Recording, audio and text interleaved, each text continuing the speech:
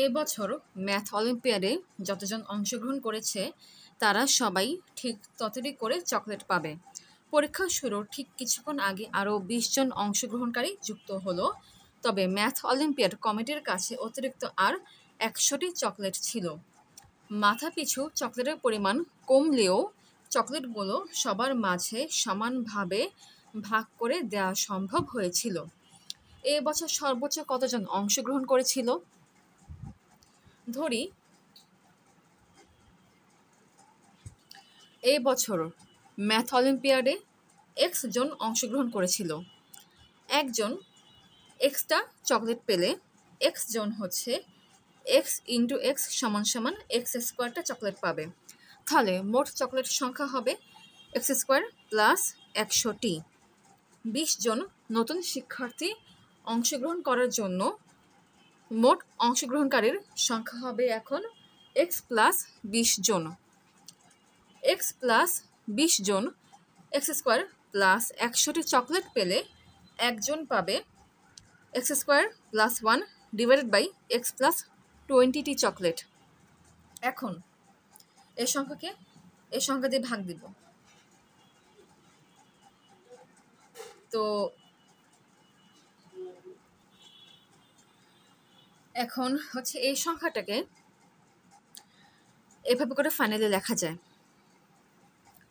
So x square plus 100 divided by x plus 20 equals to x minus 20 plus 500 divided by x plus 20। এখন খেয়াল করো, যদি এক্সের মান সর্বোচ্চ হয় তাহলে এই সংখ্যাটার মান সর্বনিম্ন হবে। এখন ধরি এই সংখ্যাটা সর্বনিম্ন হবে যদি 500 divided by x plus 20 equals to minus m হয়, যেখানে এম হচ্ছে একটা বাস্তব সংখ্যা। এখন এটাকে ফাইনালি ক্যালকুলেট করার পরে এক্সের মান ফাইনালি পাই হচ্ছে minus bracket 20 plus 500 by m. খেয়াল করে এটা সম্ভব না, কারণ এক্ষেত্রে এক্সের মানটা নেগেটিভ চলে আসে।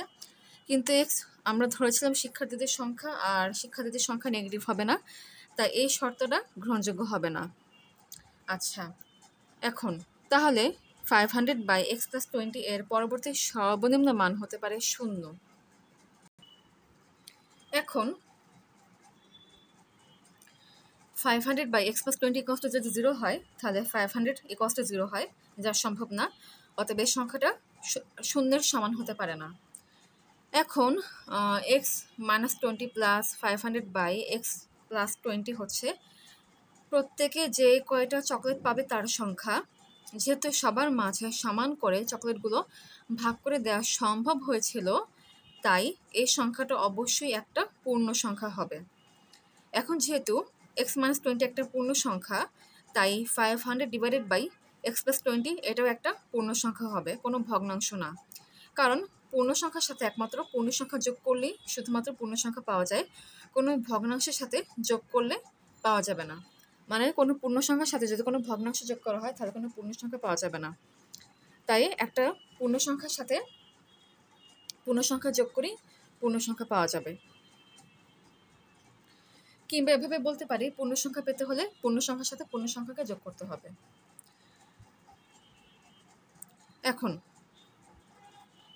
0 এর পরবর্তী সর্বনিম্ন ধনাত্মক পূর্ণ সংখ্যা হচ্ছে 1, তাই এখন এই সংখ্যাকে হচ্ছে 1 এর সমান ধরতে পারি।